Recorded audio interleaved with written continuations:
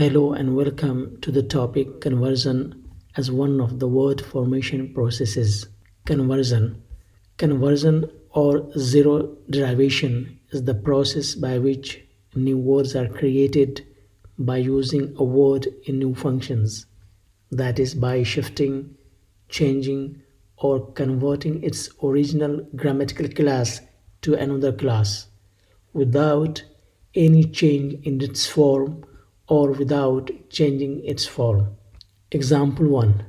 Water used as noun.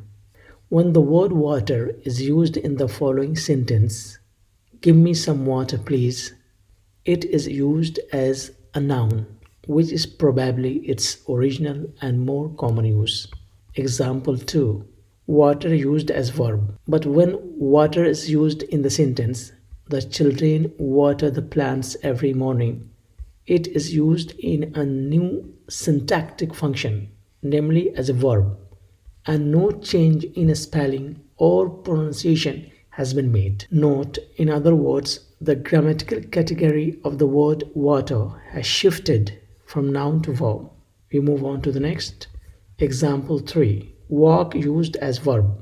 Another example of this process is the use of the word walk in the following sentences. If the shop isn't too far away, we can walk over there. He can easily walk to the shop. Example 4. Walk used as noun. I take a walk around the block every evening. Let's have a walk around together. Note, in the first two sentences, example number 3, walk is used as a verb, probably its most common use. In the next two sentences, example number 4, walk is used as noun.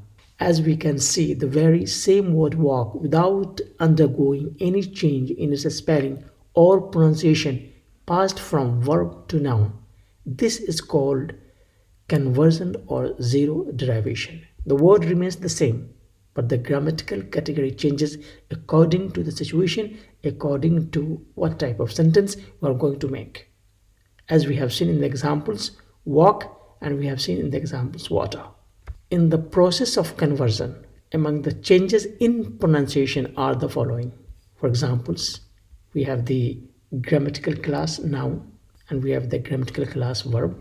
These are the changes that take place in the process of conversion with some words. For example, abuse, abuse, relief, relieve, advice, advise, house, house, use, uses, belief, believe, grief, grieve, have.